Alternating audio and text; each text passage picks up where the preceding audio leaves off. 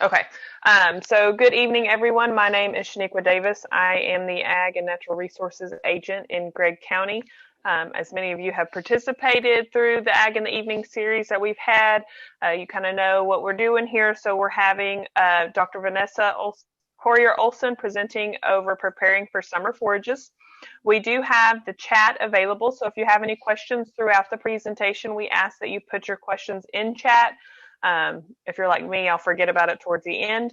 If you don't want to put your questions in the chat towards the end of the presentation, Dr. Olson will leave time to ask questions. You can unmute your mic. Also, I wanted to mention we will be sending out a new flyer for upcoming programs, so just be aware of that coming up in April. I believe the first one is marketing considerations and strategies, as well as establishing forages. Excuse me. So with that, I will go ahead and turn it over to Dr. Olson, and we can get started. All right. Thank you, Shaniqua. So like she said, my name is Vanessa Hoyer Olson. I am the Forage Extension Specialist with Texas A&M AGRILIFE Extension, and I am officed out of the Overton Center. So first and foremost, this is being recorded. We do post these webinars on our YouTube page. If you are not familiar with that or do not have that link, let us know and we'll be happy to share that with you. Now I am going to turn off my video for the remainder of the program so as to not lose a connection, so we can continue to have our program successfully today, but I will pop back on towards the end as I answer some questions. All right, so tonight's topic is preparing for summer forages. So I felt like this would be appropriate as we are kind of in that spring transition period, and especially following some, sub-zero temperatures and some heavy and large accumulation of snow and ice in parts of our state back in the, in the middle of February, which that doesn't seem like that long ago, but it's almost a month at this point. A lot of us are thinking about and preparing as we move forward in regards to utilizing our warm season perennial forages, whether it's Bermuda grass or Bahia grass. And so I just wanted to go through kind of a checklist or a few things that we need to be doing, thinking about, or preparing for as we move forward into our warm season perennial pastures and hay meadow season. So first and foremost, we need to start with managing or dealing with any cool season forages that we might still have actively growing.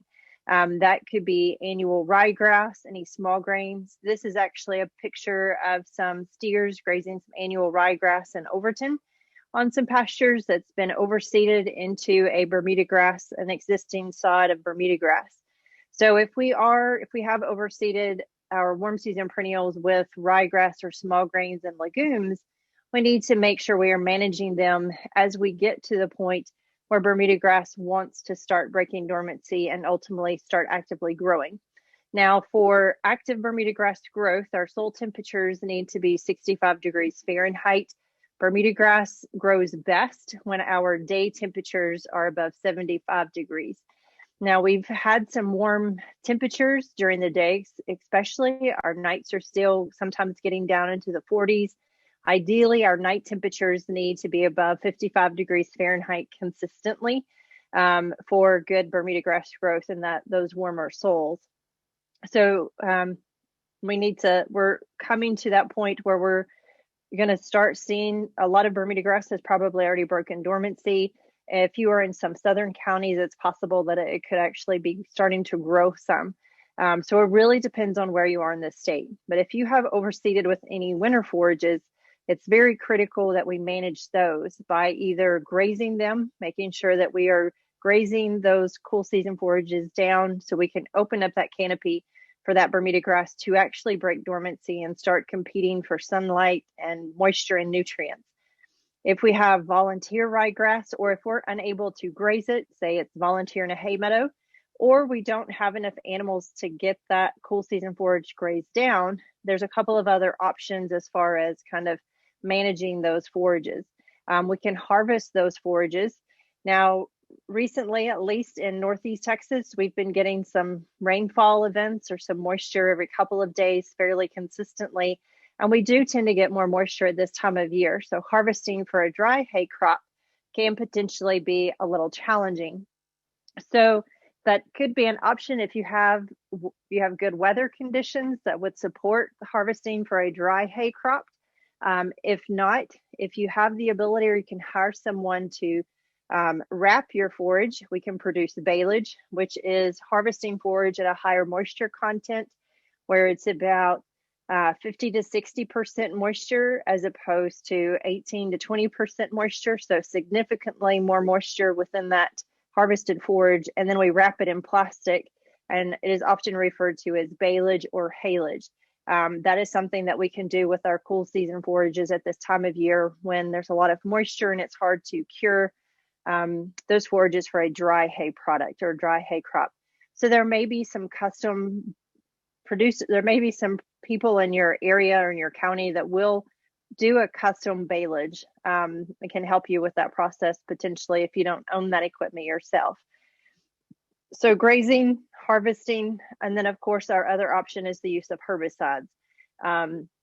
There are many options, a lot of options depending on what we're trying to control. If we're trying to control annual ryegrass, we do have the pre-emergent products Resilon and Prow H2O that can help with controlling annual ryegrass. Those products would have applied before now, so we're too late to use pre-emergents at this point in the season. Some post-emergent products, metsulfuron methyl, is an active ingredient that is found in several products, any of the Cimarron products, such as Cimarron Extra, Cimarron Plus. It's also in chaparral, and it's also an active ingredient in Pastora. Metsulfuron methyl will have activity on ryegrass, so that will help to control ryegrass. We can also use glyphosate, which is the active ingredient in Roundup and Glystar and several other products. Glyphosate will kill any actively growing vegetation, and it's not since our Bermuda grass, a lot of it may still be dormant. You're not going to cause damage. Even if all of your Bermuda grass is not dormant, we can still apply some glyphosate to control any ryegrass or any volunteer ryegrass or other weeds potentially that might be in that pasture or hay meadow and not cause damage to that warm season perennial. So those are some options that can be very effective at controlling ryegrass. If you have a lot of legumes, obviously any general broadleaf herbicide would control those as well. It will be important that we really manage those legumes and annual ryegrass because they are primarily spring forage producers. So if we do not manage them with grazing or harvesting or herbicide application, they can outcompete our Bermuda grass at a very critical time of year when Bermuda grass is trying to break dormancy. And if we look at the U.S. Drought Monitor, we're likely moving into some drought conditions this summer. And so we want that Bermuda grass to take advantage of any moisture that we can capitalize at this time of year. So that will be an important aspect as we start to transition from winter, spring, and into summer. So for a lot of people, that's going to be very important at this time of year. There are a lot of other cool season weeds that we may actually see now growing in many of our pastures and hay meadows, especially if we have not overseeded with any cool season forages and our pastures have been dormant all winter and there's been no activity. We're likely to see some other broadleaf weeds or other undesired plants, such as henbit, which is a common cool season annual weed.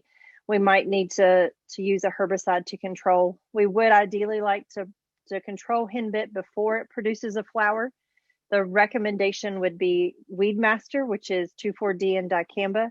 2,4-D alone is not going to be effective on henbit, even if you catch it at the right time a little bit earlier than this stage. Most henbit that I've seen at this point has already flowered.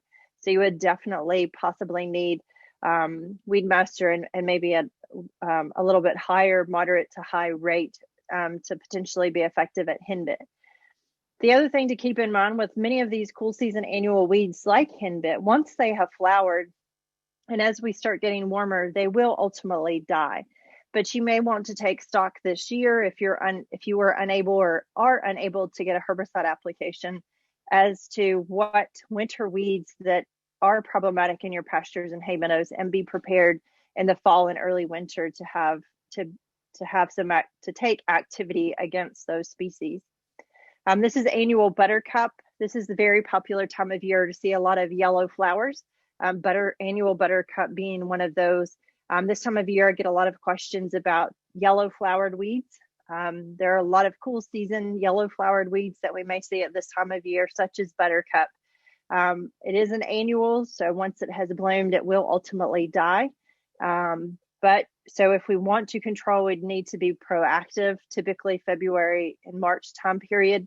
So you may have some buttercup that's still vegetative that we could treat. 2,4-D alone should be effective on annual buttercup at an immature stage before it flowers.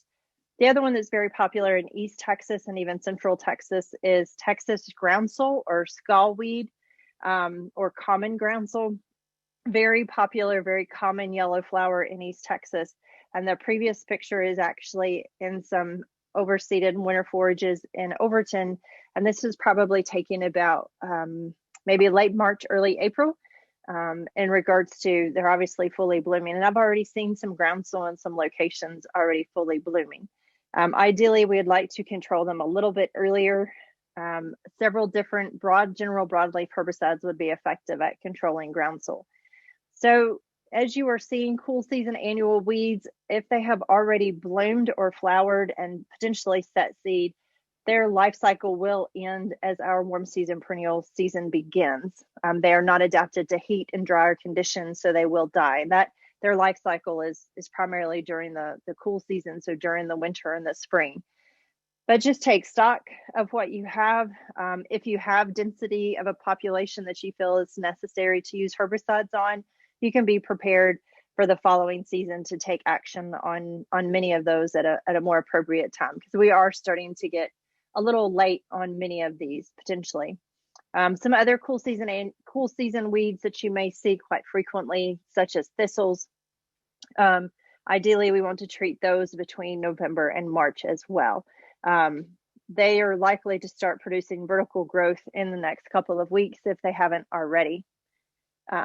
So after, some managing our cool season forages and dealing with any winter weeds that we have, obviously preparing for fertilizing our warm season perennial forages should be next, our next thought process. And I'm already getting a lot of questions about fertilizer and making fertilizer decisions. And we often get very excited about fertilizing when we have warm days. When we start pulling out our t-shirts and flip-flops, we start thinking it's time to fertilize our forages, our warm season perennial forages. But we need to keep in mind, like I was talking about, when Bermuda grass actively grows. That is when our daytime temperatures are around 75 degrees Fahrenheit or higher.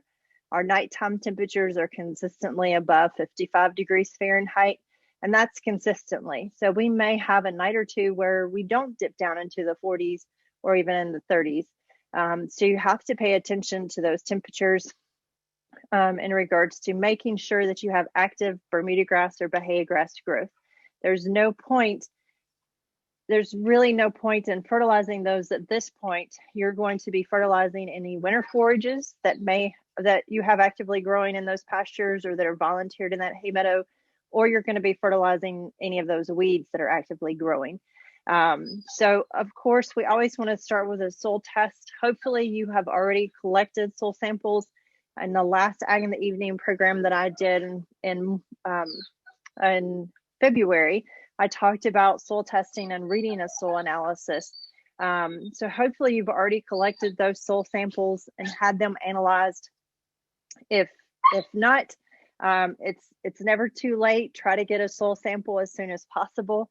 If you have a soil analysis from the past 3 years, we can work with that in regards to making decisions in regards to what to apply if you're not going to be able to get your soil test back quickly enough from the lab to make those decisions. So soil testing will be an important aspect. It is also a good time to, if it's hard to think beyond our warm season, but if you've collected some soil samples, you can start thinking about whether or not you want to incorporate any winter forages this coming winter for the planting for the fall of 2021. You can use that soil analysis to determine if you need additional lime to support those legumes that you might want to utilize. Because doing that now gives you adequate time before planting of those legumes in the fall to actually change your soil pH. So in regards to obtaining a good soil sample, we do want to make sure we want to create a composite of our management areas. And so that's going to be about 12 to 15 cores per management area. And a management area is going to be defined as a uniform field, so a Bermuda grass pasture or a hay meadow that are no larger than 40 to 50 acres. So many of us may have multiple pastures. They may be different species, or they may be on opposite sides of the road. I would treat them as separate management areas because you may have some diversity in soil type. And then if you have a hay meadow versus a pasture, obviously those are two separate management areas. You are going to be fertilizing them differently, and you are utilizing those forages differently as well.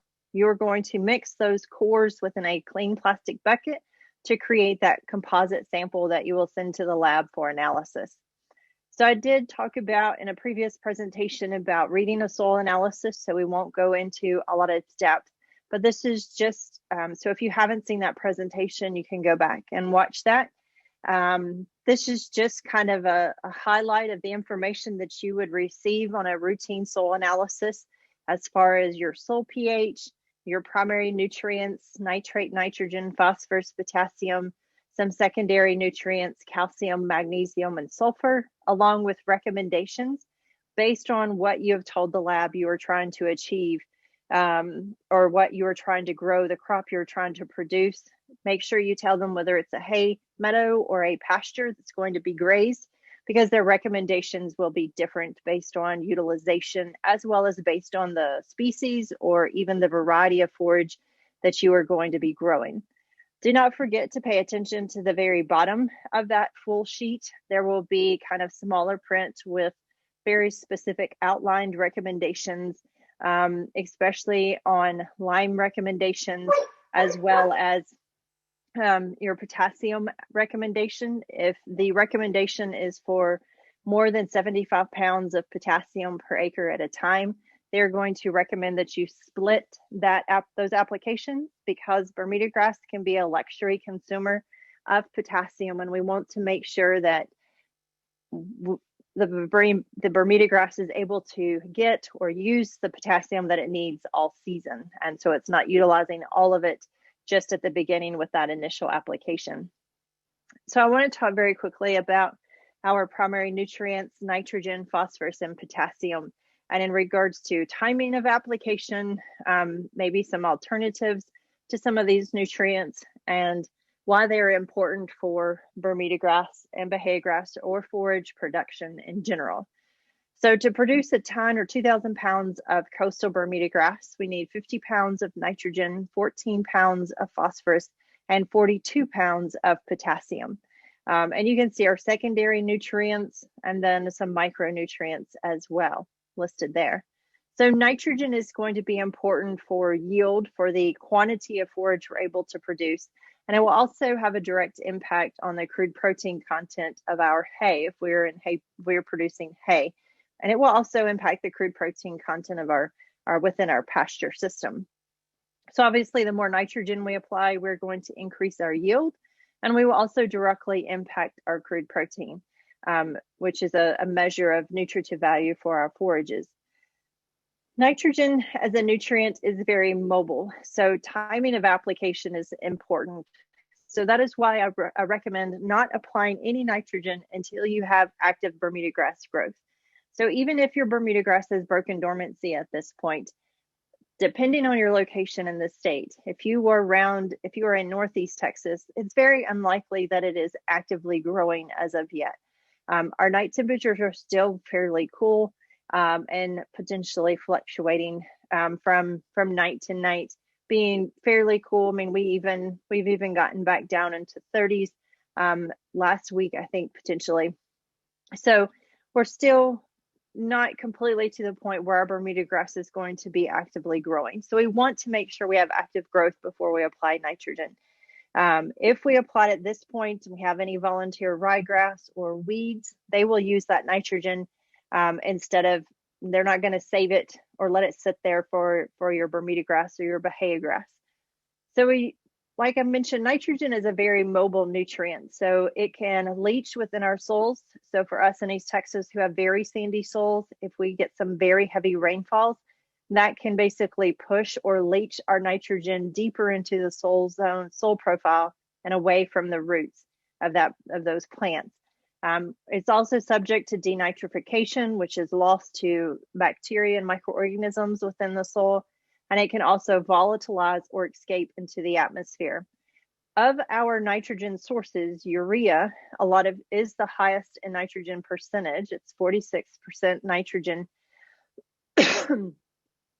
in urea. It has 46% nitrogen, so it has the highest nitrogen content. And a lot of times it is often a cheaper source of nitrogen, and it's primarily because of that higher nitrogen content. So it's often cheaper. Urea, unfortunately, has greater risk of volatilization, especially during hot and humid conditions.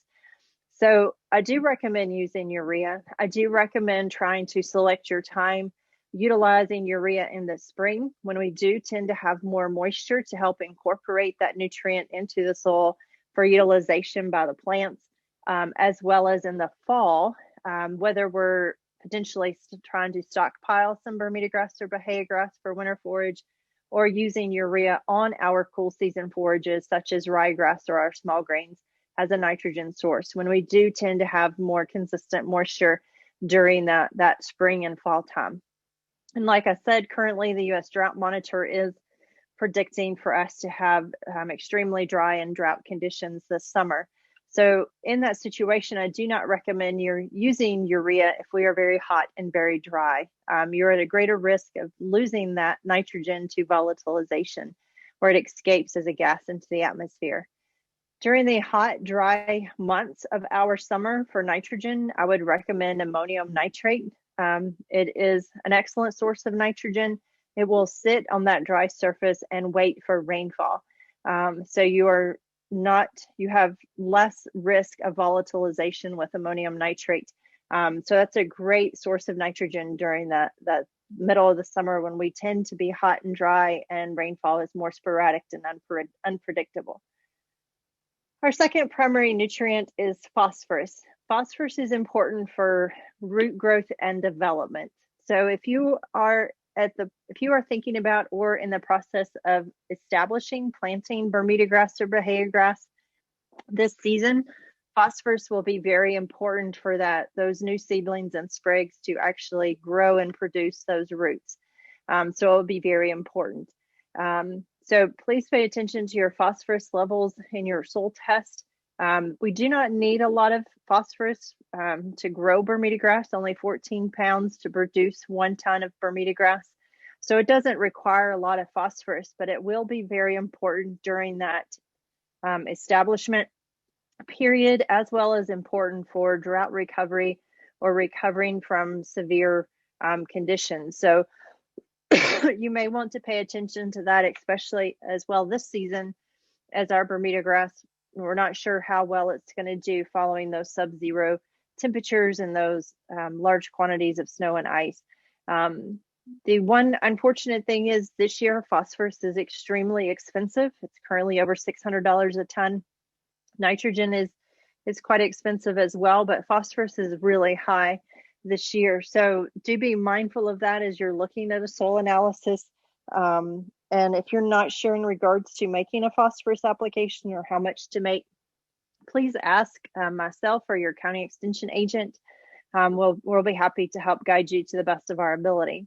Now, another option is poultry litter. Poultry litter is quite available in Central and East Texas. And with high phosphorus prices, it is possible that poultry litter could be an economic option this year if you have a source readily available to you or within close proximity. If you look at this table, this shows you the average and range and nutrient value for various animal manures, and you see broiler and layer litter kind of there in the center. The numbers outside the parentheses are the average. The numbers in the parentheses are the range as far as how many pounds of each nutrient are likely to be found in a ton of that manure. So if you look at broiler litter, on average 58 pounds of nitrogen, 51 pounds of phosphorus, and 40 pounds of potassium. So if you are in need of some phosphorus, poultry litter may be an option for you. We do have to be mindful that it typically does provide a lot more phosphorus than Bermuda grass needs, but that could be a relatively more economical source of phosphorus.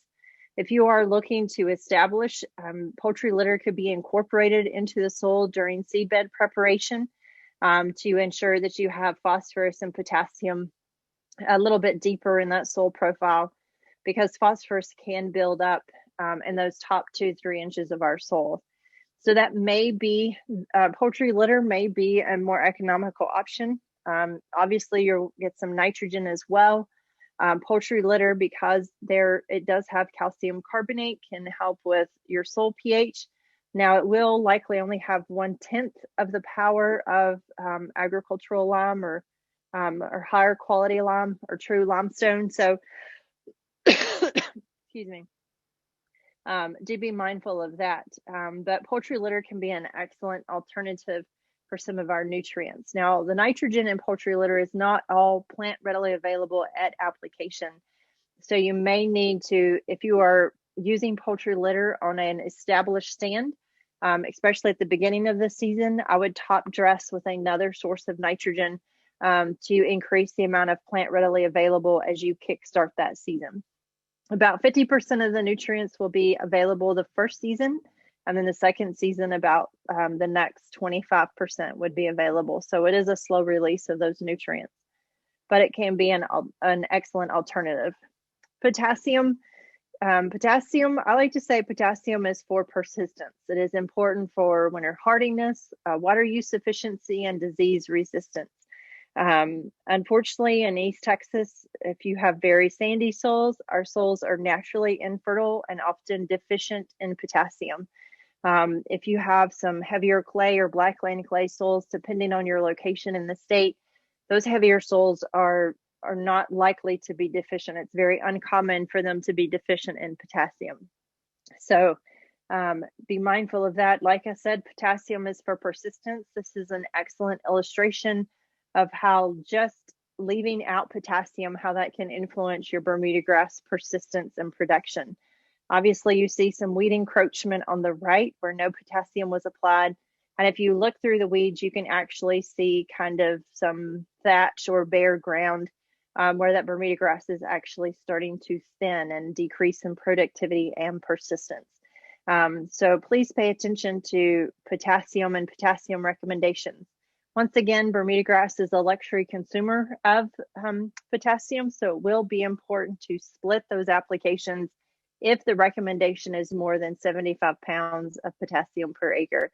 So splitting those at 50 to 60 pounds throughout the season can provide potassium throughout the season to maintain the productivity and persistence of your stand. Soil pH is another soil characteristic that can influence our persistence and productivity of our forages. This is a very broad general chart illustrating how as our soil pH drops or becomes more acidic, well below a 7, it is more difficult for many of our plants to utilize or recover nitrogen, phosphorus, and potassium. This blue line indicates a soil pH of 5.8, which is a broad generalization across, a lot of different forage species. Our forage, it can be, in regards to soil pH tolerance, it can vary from species to species and even variety to variety. Bahia grass generally will tolerate a lower soil pH, but even from the University of Florida, they still recommend maintaining the soil pH of at least 5.5 for optimum production of Bahia grass. Bermuda grass, of our Bermuda grass varieties, Tipton 85 is the most sensitive to soil pH. And I would agree that for Tipton 85, our soil pH needs to be at minimum 5.5 and actually closer to that 5.8. For our legumes, for many of our legumes, our soil pH needs to be at least 6. So it will really depend on the forage species and the varieties that you are growing as to what the best recommendation is. If you have any questions, please feel free to ask. We'll be happy to advise you to the best of our ability. So I did want to address just briefly, I will be giving a presentation on April 27th for Ag in the Evening on establishment of Bermuda grass and Bahia grass. So we will cover it in much more detail. But just in case anyone was on here tonight and was planning on or was starting or had started the process of establishing either Bermuda grass or Bahia grass, I wanted to speak to that very quickly. So there are a lot of different things that are very important to keep in mind, to consider in regards to establishment or planting a new forage species. Probably the first and foremost is to make sure that that forage species and variety is adapted to your location. Just because your neighbor down the road has Tipton 85 does not necessarily mean that's the best forage for you. You want to make sure the species and variety match your goals as a forage producer and are adapted to your location, as well as are adapted to, or you are willing to, or you can manage appropriately, because it takes a lot of time and energy to establish something, and we want to be successful. Planting time will also be important, depending on what you are trying to establish. For our warm season perennials, planting time is typically mid to late April, early May. Do not necessarily recommend planting past June, because we do tend to be very hot and obviously dry. We do want to capitalize on some spring moisture, if possible, for planting, whether it's a seeded variety or a hybrid variety that has to be planted by sprigs or vegetative material. Proper planting method, seeding method, seedbed preparation will be important. Good seed placement if you are planting a seeded variety or Bahia grass, proper seeding rate, and then of course weed control during that establishment year will be the biggest challenge. In regards to creating a well-prepared seedbed, one of the first steps is killing any existing vegetation using glyphosate as an active ingredient. I tend to recommend an application in the fall and then an application in the spring prior to planting. Glyphosate has no soil activity, so it will not have a negative impact on any seed that you plant shortly following an application of glyphosate. Do need to create a well-prepared seedbed where you have plowed and disked and finished at least 2 to 4 weeks prior to sprigging or even seeding. At that time during seedbed preparation, you can incorporate any lime, phosphorus, and potassium that might be needed for that particular species and variety that you're planting. It would be also an opportunity you could incorporate poultry litter. That's an excellent way to get some phosphorus and potassium, even though you're also getting some nitrogen. Since it is a slow release, you're not likely going to lose as much as if you had applied urea or ammonium nitrate. Once the seedbed needs to be firm so that your boot tracks should be no more than 1/4 of an inch deep. If it's too fluffy, the soil will dry out quickly, as well as you're at risk of planting a seed too deep or burying sprigs too deep. So this is just a picture of a boot print, making sure that it's no deeper than 1/4 of an inch. That's a good test for an appropriate seedbed fluffiness or softness. Obviously, you don't want it too hard because you do need good seed to soil contact. For our hybrid Bermuda grasses, those that have to be established from sprigs or green tops, the best methods, obviously, we are likely behind in regards to planting any dormant sprigs. That is, I typically only recommend that for coastal. It is not recommended for Tipton 85 or even jigs. Obviously, you would have to locate someone who will harvest or is harvesting dormant sprigs to plant dormant sprigs earlier in the season. Sprigs with green tops, I tend to recommend that only with jigs Bermudagrass. So if you have a poorly drained location that jigs Bermudagrass will do well in, you can establish with the green tops as well. Now, timing of planting obviously will also be dependent on when you can get sprigs. If you are going to be planting with green tops, you have to, those growers have to have enough time to have multiple nodes on those stems that they are harvesting. I think you want at least 2 to 3 nodes on those tops. That is where you will actually have root growth is from those nodes. So that will be important. So your timing will be dependent on where you are getting your tops or your sprigs from. So if you have not already, it's going to be very critical to contact someone or to have a contact to determine who you are going to get sprigs from or whom you are hiring to actually plant for you. And then of course, best if seedbed is well prepared and have very little competition. So this is just an image of what a newly sprigged field will look like. Like I said, in April, I'll go into a lot more detail on the whole process and recommendations, but just to give you a visual, if you haven't experienced that on your own property yet. Weed control during establishment, of course, is very important. Diuron 4L is a pre-emergent herbicide that is labeled for newly sprigged Bermudagrass, so it is not labeled for seeded Bermudagrass. That is excellent for controlling some annual grasses such as crabgrass that might pop up, as well as some broadleaf weeds. Broadleaf weed control, there are many commonly used herbicides that can be utilized throughout that establishment year to control broadleaf weeds. Make sure you are following label directions as far as timing. If you're not using herbicides, or if a herbicide cannot be used, and if the weeds are palatable to livestock, you can use kind of a flash grazing where you can allow the cattle into that location just for a very brief period of time to graze the weeds and not necessarily the sprigs, because if they're still young sprigs or seedlings, those animals can pull them out of the soil if they're there for a given period of time. So you'd have to be literally very quick with that process. Establishing seeded Bermudagrass. There are a lot of different varieties of seeded Bermudagrass out there. Unfortunately, the last time we did any variety trials at the Overton Research and Extension Center was from about 1997 to 2001. So it's been quite a while. It's unfortunately a very expensive venture that requires a lot of work and time invested. But there are a lot of different varieties. Other universities, Mississippi State University has been successful at completing some variety trials. I think some of the most recent data I've seen was back in 2013, comparing some different seeded varieties, and I'll be happy to share that with you if you want to see some variety trial data.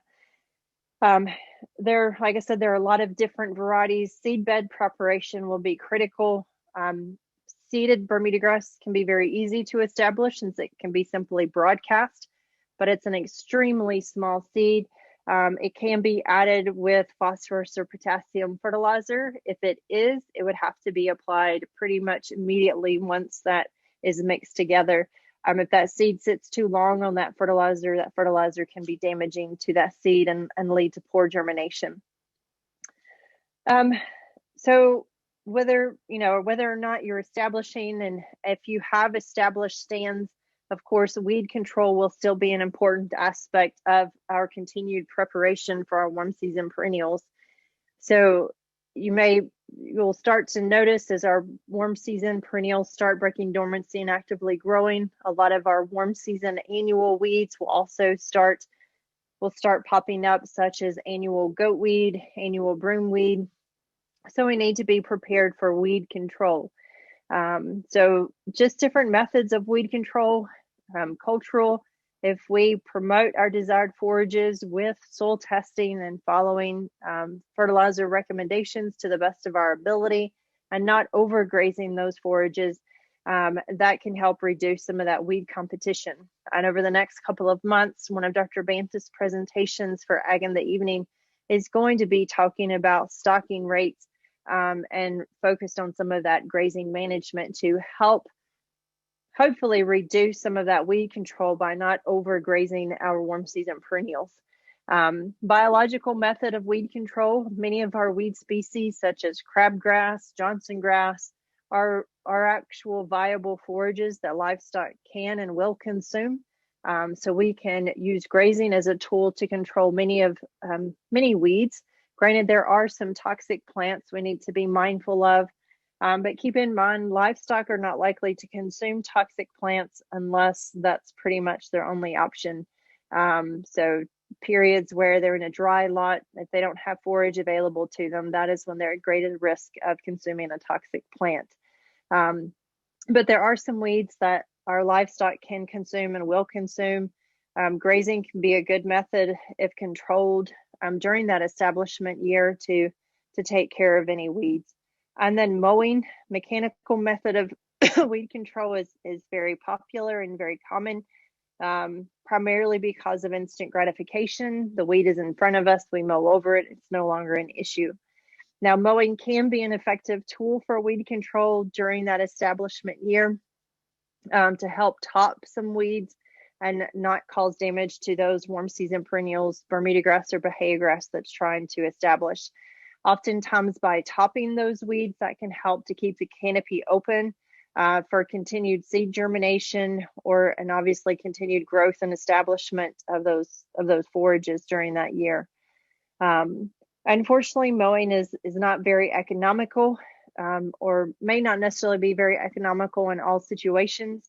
And this comparison of mechanical versus chemical, it's almost $4 an acre more expensive to mow versus the use of a herbicide. Now, our herbicide of choice for this economic comparison was Grazon Next HL at 1.5 pints per acre. Of course, there are herbicides that are more expensive. There are also herbicides that may be cheaper on a per acre basis. But it is important to look at the weeds you are trying to eradicate and select the product that's going to be the most effective and have most effective long-term control for you as well. But oftentimes mowing is going to be much more expensive just because of the sheer repetitiveness of the process to ever be effective. If you are using herbicides, of course, remember that the label is the law. Make sure you are following label directions and guidelines for use of those products in regards to application rate, timing of application, whether or not there are any grazing or haying restrictions as well. So very important information. Most of us will be making broadcast applications where we are covering a large number of acres at a given time, trying to control multiple stems. So the reason I wanted to talk about that is because another important aspect of preparing for our warm season forages is going to be calibrating our sprayer. So sprayer calibration. So I wanted to walk through that very quickly in case you have not taken the opportunity to go through this process.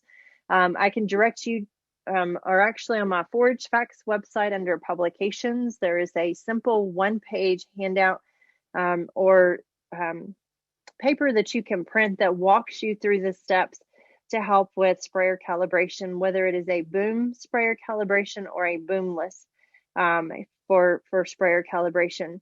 It is also during calibration, it is an excellent time to check your equipment, check hoses, look at, clean out cobwebs, etc. Make sure everything is in working order and that all of your nozzles are working, that the filters have been cleaned out for those nozzles, and that everything is working appropriately.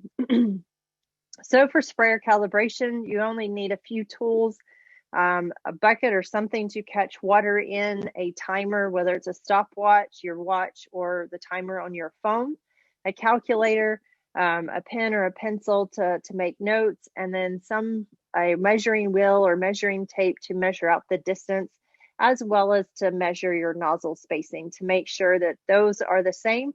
Obviously, oftentimes, over the winter while our equipment is being stored, things can get knocked or shifted or broken So we want to make sure that everything is still in working order. So we'll determine the nozzle spacing. We'll refer to, there will be a table on that chart on the instructions in regards to how to use that distance, that nozzle spacing, to determine your calibration course. There is a table on that publication, so you don't have to do the math. However, if your nozzle spacing is unique and is not on that table, here is the math for you. You will divide that spacing expressed in feet into 340. So it's 19-inch nozzle spacing, so 19 inches divided by 12, and then divide that number into 340, and that would give you 215 feet. So your course, the distance of which you will travel to time yourself, would be 215 feet. You'll mark off the calibration course, so mark off that 215 feet. You may want to kind of create a permanent course, maybe spray or flag some fence posts, or mark with flags, what have you, on your property that distance, that 215 feet. You will then record the time that it takes you to drive that 215 feet. You do want to make sure that you are in the gear and running at the RPMs that you would be if you are spraying your pasture hay meadow. And for a lot of us in Texas, our pastures and hay meadows include things like fire ant mounds, hog damage, what have you. And so we're probably driving potentially at a slower rate than what we might cross a gravel path. So make sure you are driving the same gear and RPM that you would if you were actually spraying. So here's a kind of a picture of that chart, and then timing yourself driving that distance. You do not necessarily need someone else to time you. You can time yourself, and you do not have to you don't have to have your equipment actually spraying. If you are, and that is important to note for calibration, make sure you only have water in your tank. So do not mix your spray and then calibrate. You only make sure you only have water in your tank as you are going through calibration. You do not have to actively be spraying when you are timing yourself. But in this picture, they show that this guy is spraying, but that's not necessary. Once you have determined your time, and you may want to calculate that 2 or 3 times to kind of get an average, or to make sure you're on target as far as your time's pretty consistent. So you'll park the tractor, and then you'll maintain those RPMs that you use to drive the course, and you will turn on the sprayer. So that is why it's important that you only have water. You'll then catch water from one nozzle for the time equal to that it took you to drive the course. So if it took you 45 seconds to drive the course, then you will catch water for 45 seconds. Ounces caught equals gallons per acre. And this is for a boom sprayer. It is very important. The other recommendation during this process, once you have caught from one nozzle, I would recommend catching from all of your nozzles, whether it's for that 45 seconds or if you catch from each nozzle for 20 seconds. You want to make sure that the volume that each nozzle is putting out does not have more than a 10% difference. If one nozzle has greater output, then you may need to replace that nozzle, or you may have some other issue you need to investigate. So you want to make sure there's not more than a 10% difference of output across all of those nozzles. The process is very similar for a Boomless sprayer. Obviously, it may be a little bit trickier to catch water. An excellent tool is to take a 2-liter bottle, an empty 2-liter bottle that's obviously empty. You turn it upside down. You cut a hole in the side and the fat side of it, and you use that to cover your Boomless nozzle, and that will kind of funnel or help direct water through the mouth of that 2-liter bottle into a bucket to catch that water, and then you can measure it in a larger measuring cup. And those directions can be found on the Forage Facts website. Oh, I already kind of as far as for Boomless sprayer, to determine your path, your calibration distance, you would measure this, you determine the swath width. You may want to actually turn your Boomless sprayer on to mark that width if you don't know what that width is. and then use the same or use a table or similar table to determine your calibration course.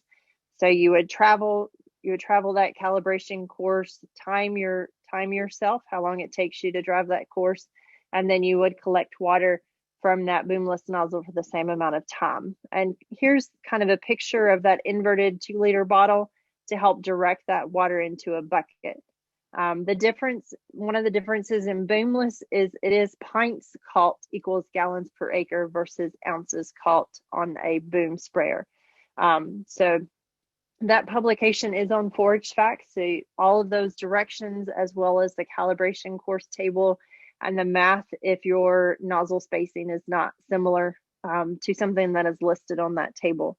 So all of that information can be found from the Forage Facts website.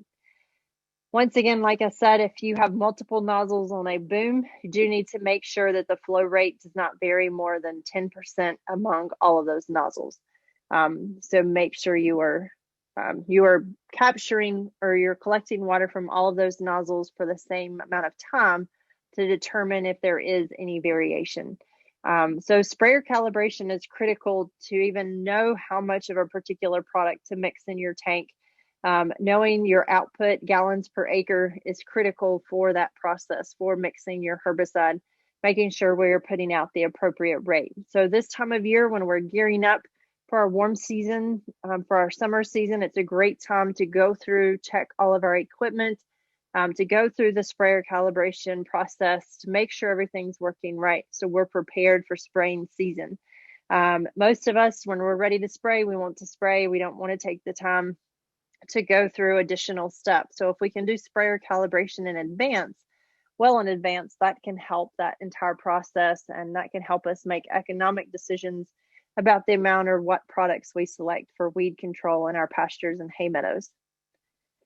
So that is the conclusion of my presentation for preparing for our warm season. So there is a lot to think about, managing our cool season forages, any that are still growing,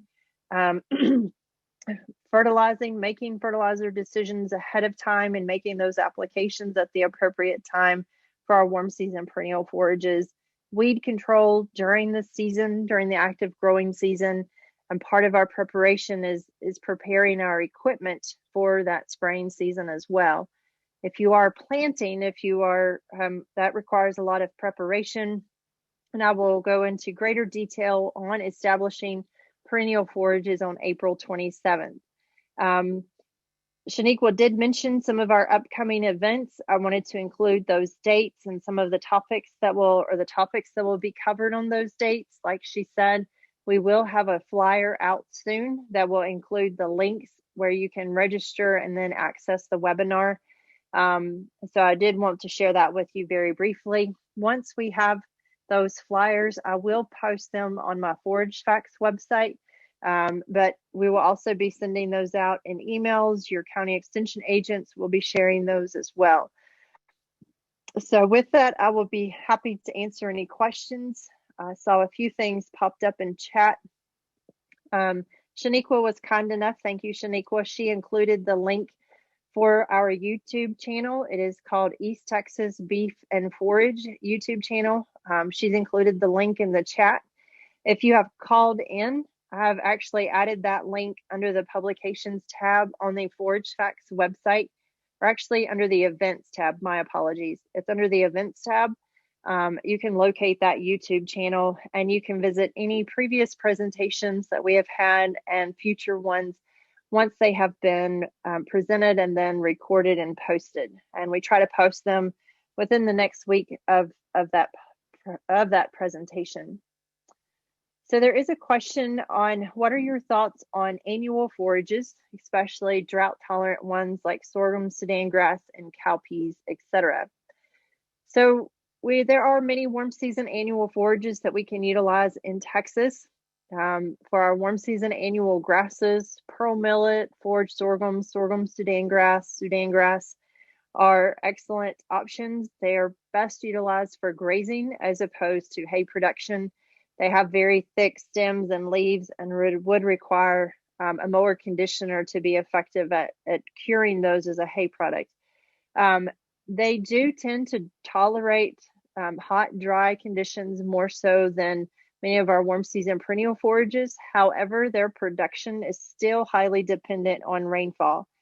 So that will still be important for their productivity as well. So they're not necessarily going to be very productive without moisture. They can be an excellent addition to our warm season perennial forages. They are going to be higher in nutritive value than our perennials because they are annual species. As far as warm season annual legumes, cowpeas and lab are two options. Cowpeas are probably more readily available than lab as far as seed availability. As for grazing, cowpeas are not, cattle do not necessarily find them very palatable.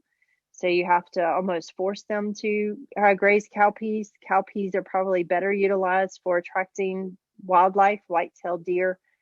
So you find a lot of cowpeas in, excuse me, I find a lot of cowpeas in a lot of wildlife mixes or deer mixes. They just don't find them as attractive as, say, lab or some of our other legumes. We do have to be careful. They can be overgrazed. Cowpeas and lab can be overgrazed, so that would require some grazing management of those warm season annual legumes. So they can be an alternative.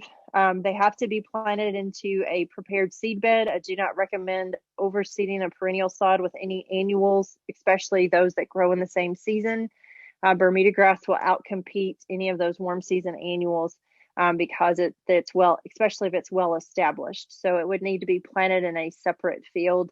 Some producers will create kind of an annual field where they utilize warm season annuals in the summer, and then in the fall they would plant cool season ryegrass or small grains within that same location in a prepared seed bed. So they would rotate between the annual species from season to season.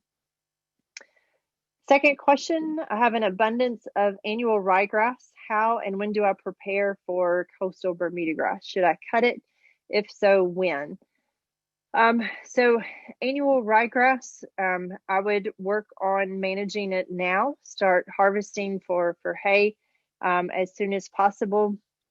Ideally, you want to harvest annual ryegrass or our small grains at the boot stage when the seed head is not fully expressed. So you may not quite be there yet, but you could go ahead and if you had enough forage growth, you could harvest it now. But you could potentially need a second harvest depending on our season and how quickly we warm up. As we get warmer, ryegrass production will start to slow down. But we are at that point, depending on where you're located, could be likely. I know for us in East Texas, kind of Overton, Tyler area, Bermuda grass is broken dormancy. Some locations further south, many of those warm season perennials are actually starting to grow. But that will depend on where you're located in the state. So